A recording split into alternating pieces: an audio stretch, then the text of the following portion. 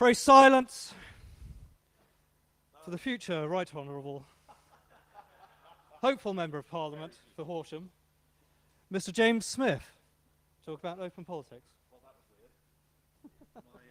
weird. Audible? Oh, there. Oh, you're there. Hello. Thank you all for coming. This is cool. Nice turnout.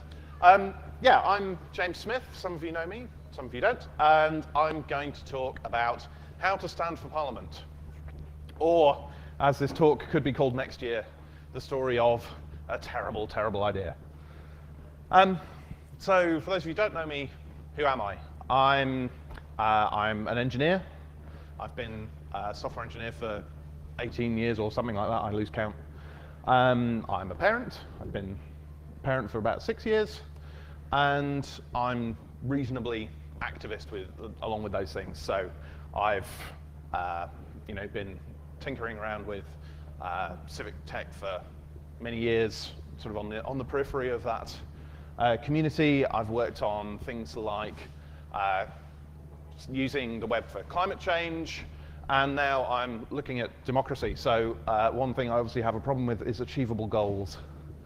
And so we have some problems, right, in democracy, in this country, in the way that democracy is working. And this is one of them, general disengagement of people with democratic process and how we, measured in turnout, that's going down. It used to be nearly 85%, which seems amazing. And the problem is that as people become more and more disillusioned with the options they're presented with, new things become appealing, and unfortunately, that means sometimes things like this, which, if this is the only thing that we get to choose, that's different. I find that quite disturbing. So about a year ago, I was feeling very annoyed with politics and the options available and so on.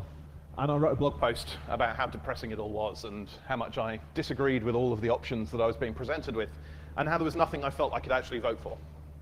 There was nobody out there that was actually representing me, representing what I wanted from the future. So I wrote the blog post, and I was inspired by, we saw a talk at Open Tech last year by GDS, and this is a paraphrase because I can't remember exactly what they said, but the words that stuck in my head, whether I heard them or not, were sometimes in order to change the system, you need to actually become part of the system, and that's what GDS have done that with civil service, which is really, you can't always change everything from the outside. And so I said in this blog post, you know what we should do?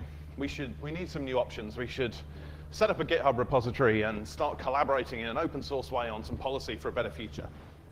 And then I resolutely refused to do that because I already have far too many projects. So it was sort of throwing the idea out and hoping somebody else would do it.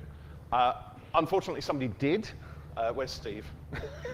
He's not here. He set up the repository, which then, I just thought I'll just go in and change a couple of things. And one thing led to another, and over the last year, a bunch of different contributors have been working on using open source tools, the sort of GitHub workflow, making changes, discussing them, merging them in, working on building an actual manifesto. And this is the Open Politics project, which is now a manifesto with a decent amount of policy in it that's been discussed collaboratively, that we've built together. And anybody can go and edit this. It's a little bit awkward because you need to learn how to use GitHub, but a surprising number of people have actually managed that who've not been developers, which is quite nice. It's not the best thing, but it's interesting. And it started as a kind of way of just inspecting your own ideas, your own assumptions and things, and holding them up for review, and doing something a bit more than just moaning on Twitter, and rather than saying this is wrong, being able to say, well, this is what I do. So we did that for a while. And then we've got a decent amount of stuff there now. There's some gaps, but it's looking like a decent amount of content. And after the European elections in May, I suppose it was, I was feeling very annoyed with politics again, and this time, unfortunately, a year later, I thought, actually, there's something that I do think could be an option. There's a bunch of stuff that I do believe in that I could stand up for. So I decided that that's what I was going to do, however ill-advised that might be. So what I'm going to do in the talk is just sort of walk you through a few things I've learned over the last 3 months or so. It's not so much a how to stand for Parliament, it's a how to stand for Parliament so far. And it might be a good deal longer next year or a good deal shorter, because I might have just decided the whole thing's terrible. So, first thing to do, decide you actually want to stand, get pissed off, realize there's nothing you can, you decide the system wants to change, then, or needs to change, but nobody out there's going to do it. Well, your civic duty in a democracy is to provide the option yourself to do something, to, as Tom Watson suggested, to join the parties, to get involved, to stand for something else, or to create a new option. And that's open to everyone, because I have absolutely no idea what I'm doing. And when I started this, I had no idea what I'm doing, and I still don't. And that's okay, because we learn as we go along. It's like hacking anything else. Nobody knows what they're doing when they start with a new bit of hardware or something. We just work it out as we go along, and democracy is no different. Then decide where you want to stand. Does anybody know who that is? Hey! I live in Horsham, which is his constituency. And one of the things in our manifesto is that parachuting people into safe seats and whatever is a bad idea, so people should stand where they live. So I have to stand where I live, which is his constituency. It's incredibly safe. And it's going to be interesting. But in a way, it being so safe is quite liberating, because actually it doesn't matter who I annoy. And for people that want to vote for me, it doesn't matter, because they won't have to worry about letting somebody else in. So that's good. Got to look positive, right? Then decide, do you want to stand for a party? Do you want to stand as an independent? Is there an existing party that's right for you? If there's not, what are you going to represent? I kind of ignored this question for a while and just sort of started as independent, but I'll come back to that. And one important thing is that I'm looking at this as a long haul thing, right? I'm not expecting to win in May. That would be ridiculous.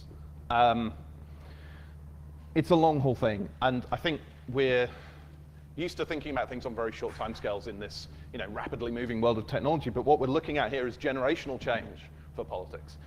This is, if it's the same in 30 years' time, then we'll have missed the opportunity. But we can, you've got to start somewhere. So this is where we start. So, decided to stand. Next thing, get some online presence, get something up there that people can see. I created a very simple website. I'm a developer, I know nothing about design, so Bootstrap's really handy for that. Having something that people can go and look at, see the very basics about who you are, what you stand for, and a way to get in touch or to be contacted. So a simple mailing list and a Facebook page. I really wish I didn't have to use Facebook for this, but everyone's there. That's where everything's going on, and it really annoys me that I have to use Facebook now more than I ever used to. And I wish I could delete my account, but I just can't. So, sadly. I didn't worry about the name too much. I'll come back to that. But now you've got somewhere people can go. Oh, let's announce it. What can go wrong? I wrote a blog post announcing this and stuck it on Medium and my own blog. And then I thought, right, now I'm going to wait. I'm going to wait for the perfect time to tell everybody about this. And then I waited about 10 minutes, got all itchy, and published it. Because it's just sitting there. What's the point of that? So, bugger, proper timing, that's boring. And within a couple of weeks, I'd had a chat with, that looks terrible up there, sorry about that. I'd had a chat with the local paper, who gave me a nice little half-page write-up explaining what I was doing. The really interesting thing about this is that, so while a whole bunch of people online saw the blog post, a lot of people outside the constituency saw the blog post. Nobody in the constituency really did, but they did see that. So that gets you in the mind of locals in the local constituency. And also, the people who really read the local news are all the other candidates and all the councillors and people like that. They're reading the letters. And so, yeah, one thing you have to do is start reading local newspapers, which is fine. It's fine. I'm just not used to it. That's all.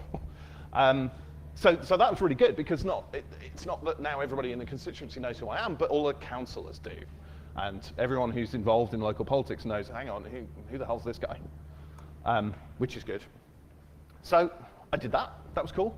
At this point, I thought, I wonder if any of this is legal. Because I hadn't checked. So at this point, I thought, oh, I'll call the Electoral Commission. Because you look on the Electoral Commission website, there's a whole load of information. It's actually really good. They have now published their guidance for the next election, finally. Though obviously I'm doing this a bit earlier than most other people do, apparently.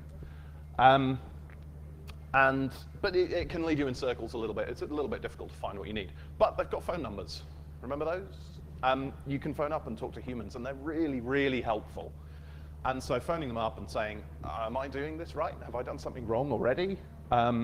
Is really, really good. Unfortunately, I haven't. None of, you don't need to register anything or do anything, before you say, yes, I'm going to stand. So you can do that on a whim because that's the best way to do these things.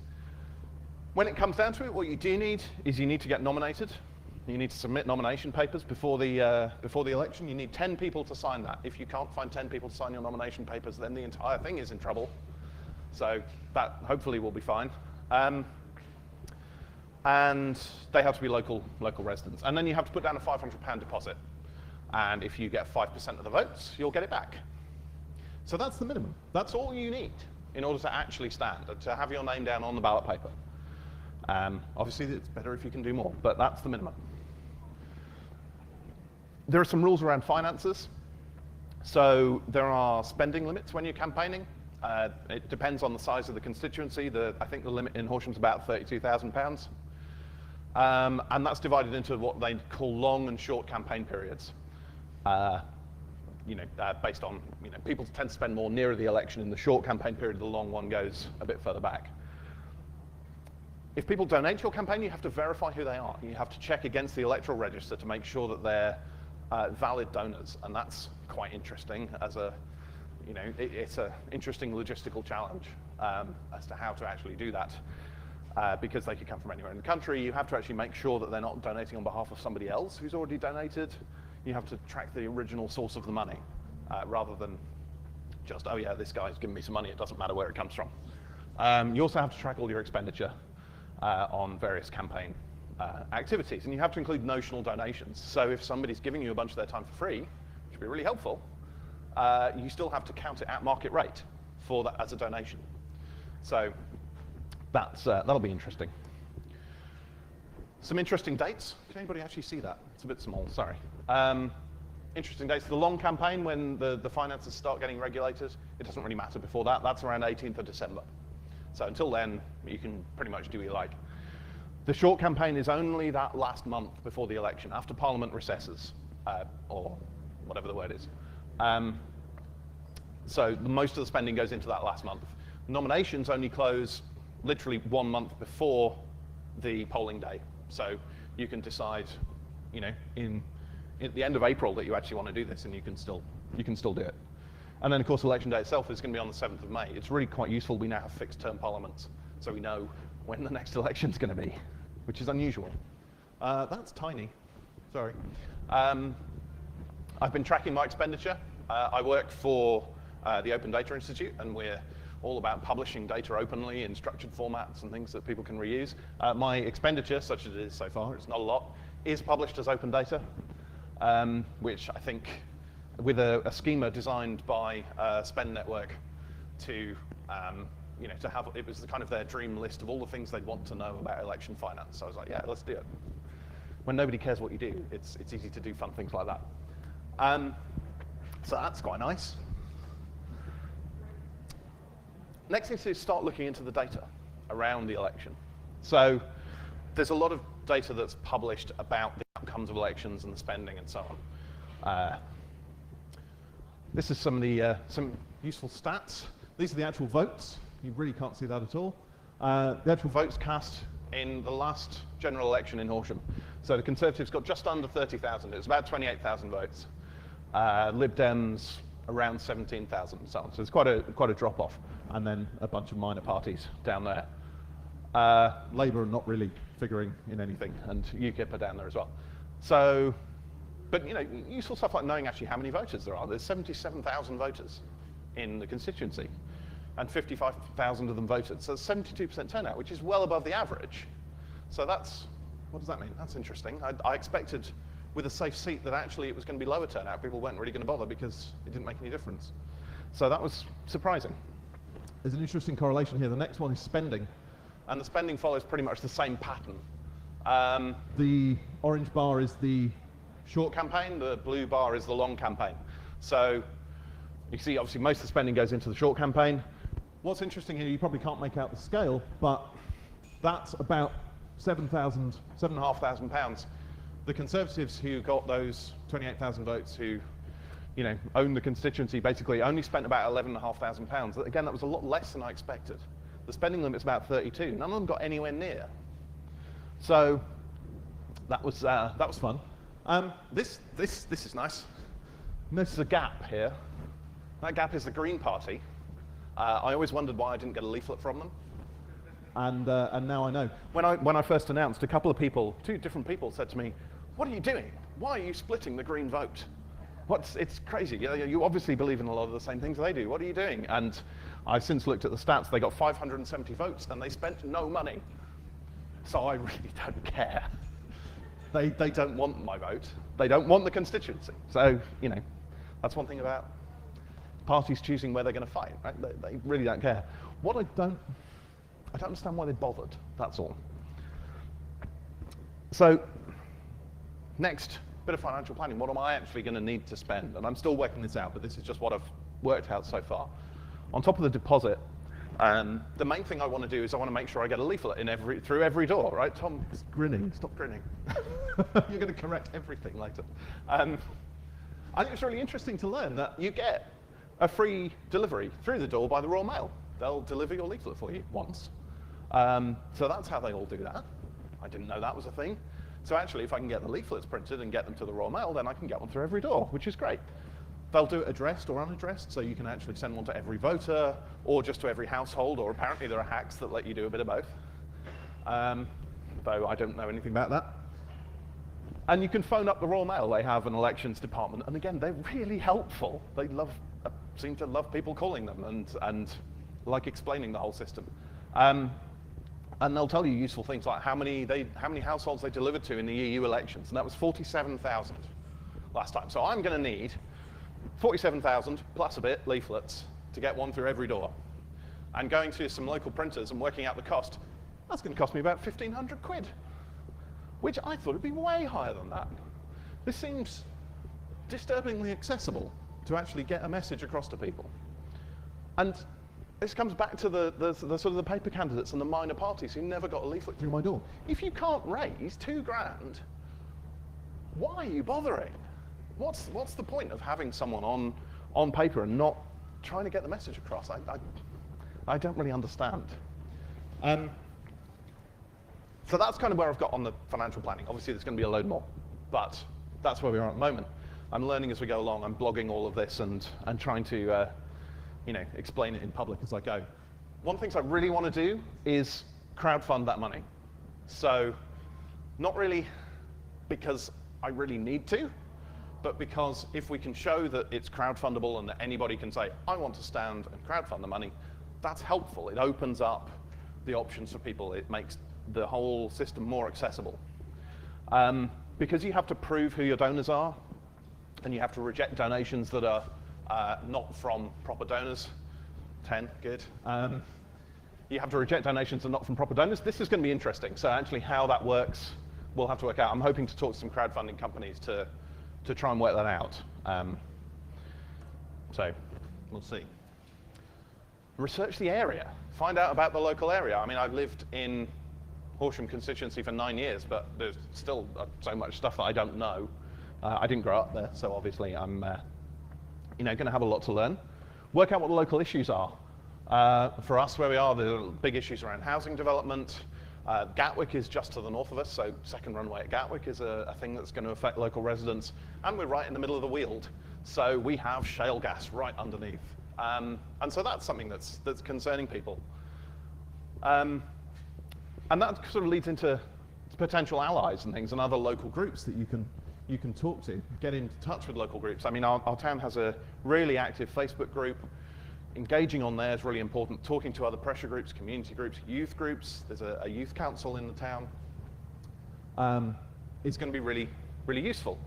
One of the ones that I really like is to do with the fracking thing. Who knows where Bolcombe is? Well, not where it is. Who's heard of Bolcombe? Right, you knew. So, obviously. So Bolcombe was the centre of the protests last year, a couple of years ago, against the sort of early fracking exploration wells where Caroline Lucas got herself arrested and a bunch of other things. And that's in my constituency, which is cool. My constituency, you know what I mean. It's where I live, it's fine. Which is really great because they've not just objected to the fracking, but they've formed a group that's creating a solar farm to power the entire village. So they're not just saying no, they're saying let's do something better. And that really ties in with the way that I think, and it's lovely to have them in the area. So there's some really nice little things like that you might learn. The other thing is, what's the shape? What is this place? Can anybody see that? You can make out the wiggly line, maybe. Just working out what the boundary is. It's not what you think. It's electron boundaries are weird, and they keep changing. But the Ordnance Survey have a really helpful thing, which shows you the boundaries. And then I thought, right, I'm going to have a big map on my wall, so I ordered a custom map from the OS. If you ever get a chance to order a custom map from the Ordnance Survey, do. It's wonderful. You can run your hands across it and feel the print. It's lovely. So then I drew on it with a felt tip. Because you can't just print out the electron boundary. That'd be far too easy. So yeah, it's now I have a felt-tipped OS map on my wall. This is Crawley, which is Labour, I think. So yes, we're sort of a very rural constituency. Bolcombe's over here. That's Horsham. That's Crawley. Gatwick's up there somewhere. So yeah, so that's fun. Public meetings, they're fun. We had a public meeting with a grand total of 10 people. Twice as many as I expected. It was really good.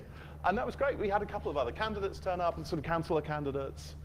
It was really handy to just sort of verify those assumptions about what the local issues are. They were actually, you know, it's not obviously a great sample, but just starting to, this is something I'm going to have to do a lot more of, starting to do meetings, surgeries, whatever, to meet up with people. And then the other thing I need to do a lot more of is write a lot, write to the paper. Local papers are desperate for opinion pieces all the time. They're desperate for things to print. So, you know, we need to be writing those, writing letters, all sorts of things. Writing all the time, which can get a bit tiring, but.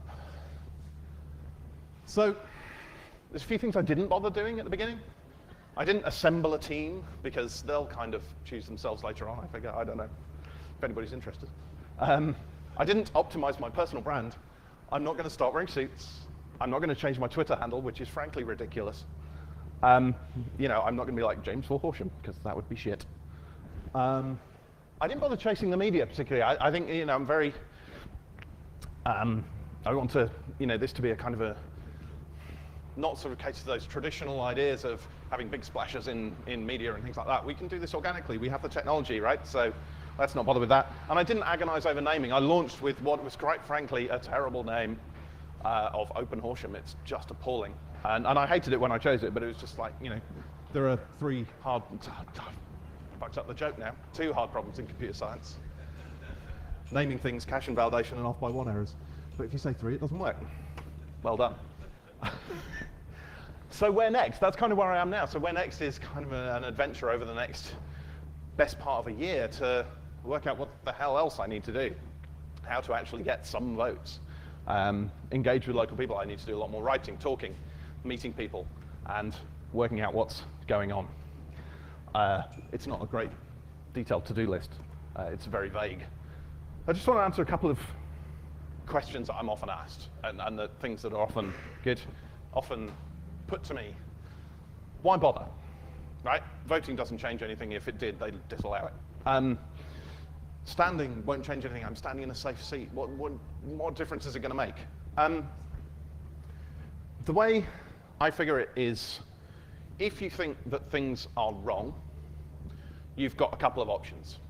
You need to take part, whether that's by joining parties, as Tom suggested last night, whether it's by standing up for something yourself, you need to take part, you need to get involved. Because the only other option is not moaning on Twitter. The only other option is to get out in the streets, right? And unless you're going to do that, we have a system that you can work within. When that breaks, feel free. The other one is often around sort of the surveillance conversations and things. Yeah, but what if we need to work on better security software? We need to get people using encryption, particularly around surveillance. That's true, but it doesn't answer the whole thing. I think if you want to end up as the technological underground in some dystopia, then that's probably okay. I mean, they have cool outfits, that's all right. It probably won't be that cool. Matrix reference, that's really quite dated. I couldn't think of anything else. I don't really want to end up there. It seems like a lot of hard work. I'd rather have a society I actually want to live in, not one that hates me, basically. So, I'm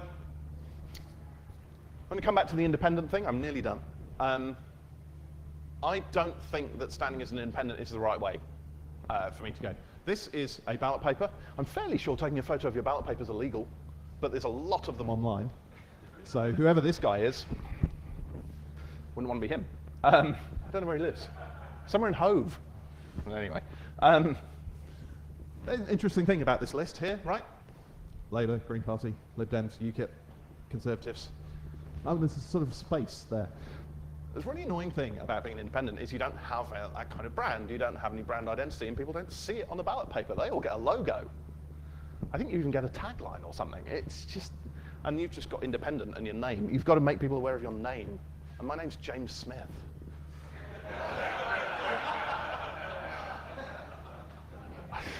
It's quite depressing. So I don't think that's really good enough.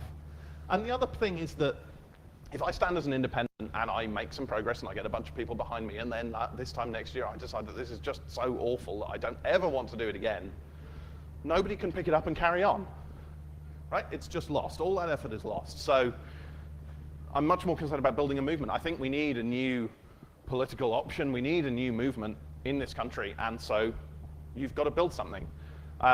Something different, something exciting, and something new. And this is the thing that we're going to build.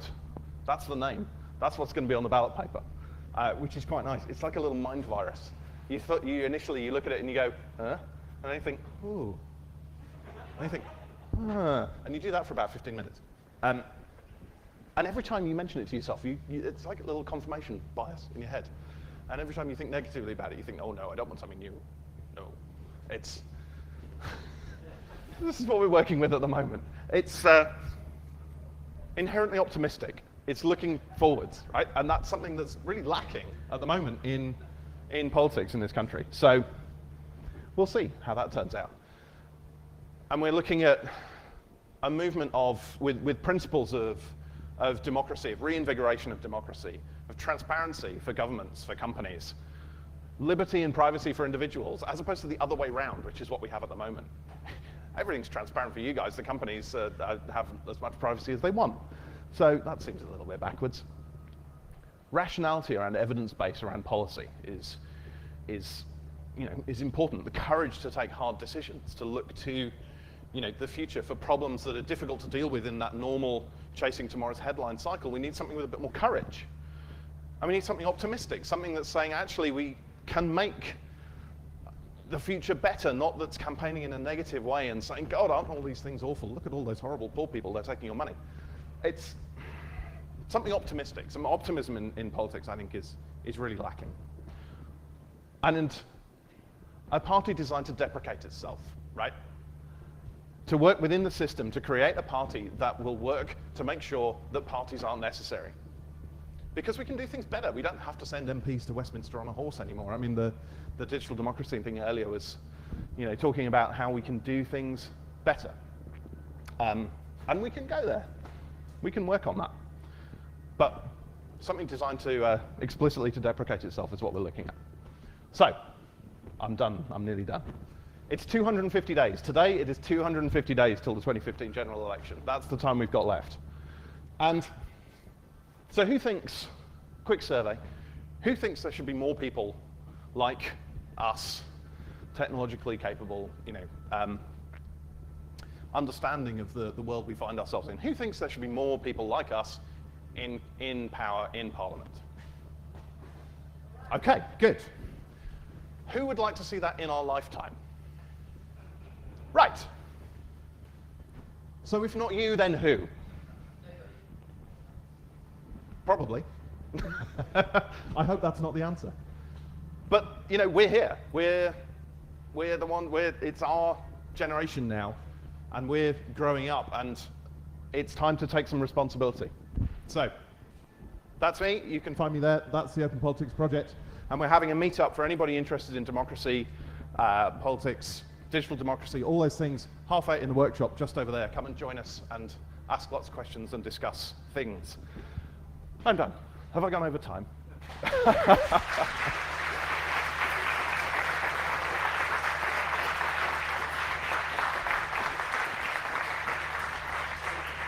We've got time for a couple of questions. Actually, I can think of one. Who here would vote for James? Say aye.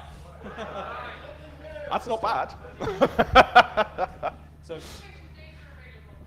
sorry? Excellent. That's fine. do we have any questions now, or a voice pleasure? I'll let you choose. Go for it. Hello. What do you think the odds are you'll get your deposit back? Not great. No, that's kind of the aim. It would be really, really good to get deposit back this time. That's quite unlikely, to be fair. I'm going into this realistically, but I'm going into it knowing that this is the first. It's not the last. It's not the only time. Right? This is going to be something that's going to have to, as I said, it's a generational change. We keep going until we're the white-haired old guys. I'm getting white-haired already. It's losing the youth vote with the grey. Given what you've just answered just then, this might be a bit redundant, but have you made any preparations towards becoming an MP and the day-to-day of what that would involve? No, not really. No, I suspect that's probably not going to be an immediate issue. Obviously, it's an aim. Obviously, I'm in the race to try and win, to try and convince people that there is something better. But realistically, this time, probably not. I hear there are training courses, but they don't offer them to people who they don't expect to win, so that's fine. This takes obviously a lot of time and stuff. I mean, what about your day job? Ask the guy behind you. Yeah, that's. Don't actually ask him. Good God. Wait, evenings are good, but also I have children. It's difficult to fit it in. And one of the things I've said to my wife when I was, the first person I discussed this with, obviously when I was considering standing, was with my wife to say, look, I understand this is going to be difficult, but if it starts to affect children or family or anything like that, then fine. That's it. It's done. You have to be realistic and appreciate the impact it's going to have. It's going to be very difficult. I'm probably going to be taking some time off in April.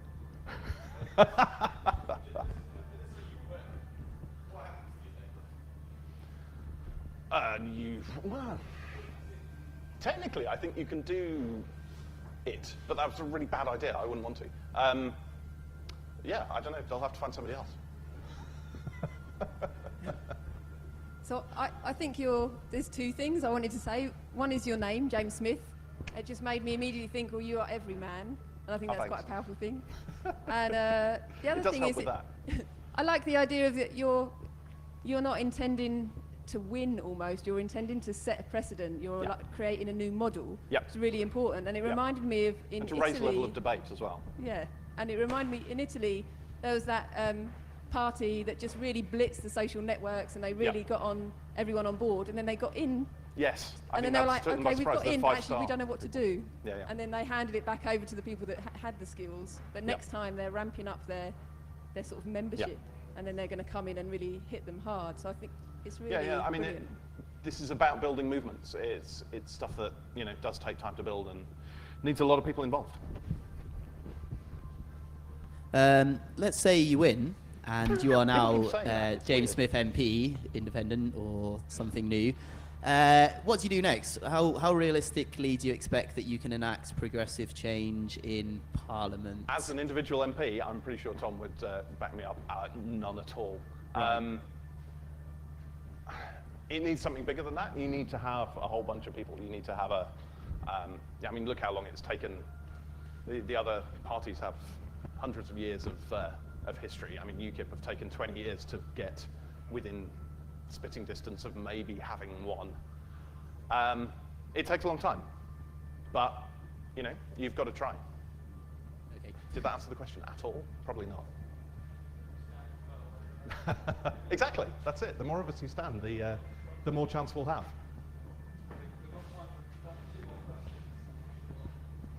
So I have a question. So you have a movement, you don't have a party. The idea is you are yourself. Now, Currently, yes. Okay, disclaimer, I'm a member of a political party. So the reason why I joined a political party is that despite it not being perfect, I can share a set of core values with that party. The problem I see with this new way of doing... Sorry.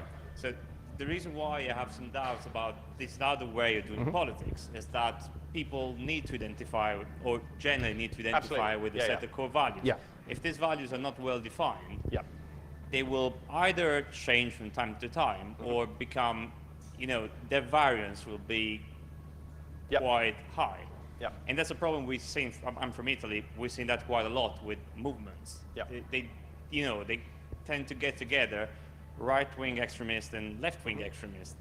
How would you address that, or how do you think this can address? So I think you're right. People vote for parties because of the values, not necessarily because of the things they do. I think we see that with the main parties. They're trading on values that they've had for a very long time, but don't actually seem to pay much attention to anymore. But people still vote for them based on those values. I think there's a set of values that's not being expressed by any of the options. I think there's a set of values that I would hope a lot of people here share about moving into a better future, about using technology to make the world better, about, you know, we're looking forward, and I don't see that in any of the existing parties necessarily.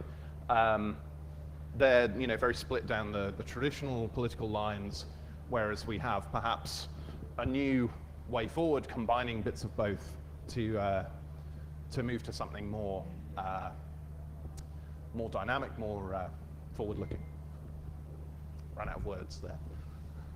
Hello. Hello. I have a question about, in Horsham, how did the local councillors and existing concentrations of power respond to you coming onto the scene and your announcement? So I haven't spoken to that many of them yet. I think they probably think it's a bit strange. There are some other independents in Horsham who are going to be standing for the council, and hopefully to build some kind of alliance with them would be very good. The sort of, you know, confluence of interest. There is generally there's a really interesting trend at the moment in Horsham where there's a lot of secrecy in the local council, and one of the local papers is campaigning on transparency in local council, which is, you know, plays right into my hands, which is really nice. So it's yeah, it'll be interesting. I need to talk to the other candidates. I haven't met Francis yet, so. I did write to him about DRIP and said, I'm standing against you next year. Could you not vote for this, please? Sorry? Tweeted him?